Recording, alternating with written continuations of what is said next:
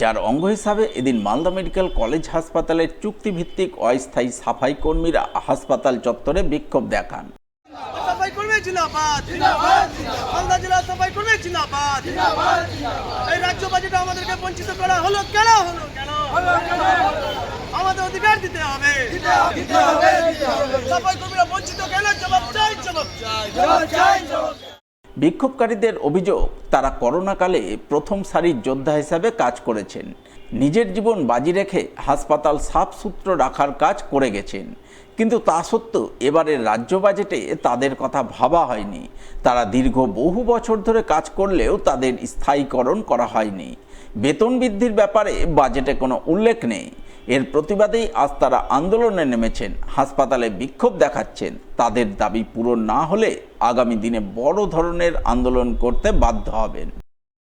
আপনারা জানেন যে গত 22শে জুন রাজ্যে বাজেট পেশ করা হয়েছে। সেই বাজেটে আমাদের যে যতগুলো সাফাই কর্মী ভাই বোনেরা আছে তাদেরকে বঞ্চিত করা হয়েছে। এই জন্য আমাদের আজকে এই বিক্ষোভ।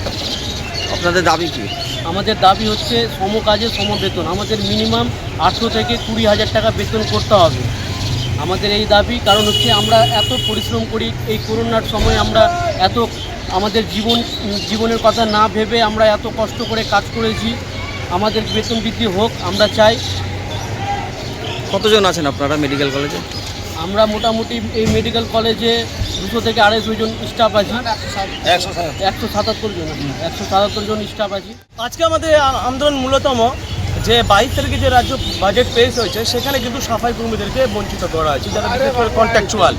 আপনারা প্রত্যেকে জানেন, যখন 2019 করোনার সময়, এই করোনার সময় কিন্তু হাসপাতালের সাফাই কর্মীরা কিন্তু প্রথম যোদ্ধা হিসাবে ছিল। তাহলে সেখানে যখন বাজেট পেশ হয়েছে, সেখানে এই সাফাই কর্মীদেরকে কেন বঞ্চিত করা হয়েছে? তাদের ন্যূনতম বেতন অন্তত 18 থেকে 24,000 টাকার মধ্যে করতে হবে। শুধু তাই নয়, স্থায়ী থেকে যারা কন্ট্রাকচুয়াল রয়েছে তাদেরকে পার্মানেন্ট বা স্থায়ীকরণ করতে হবে এদেরকে। এবং শুধু তাই নয়, এবং যারা হার্নেস স্টেট মানে হাসপাতালে যারা কর্মরত অবস্থায় যেসব যারা মারা গেছে, সেই সূত্রে যে উত্তরাধিকারী যে চাকরি হবে, সেই চাকরিটাও প্রদান করতে হবে।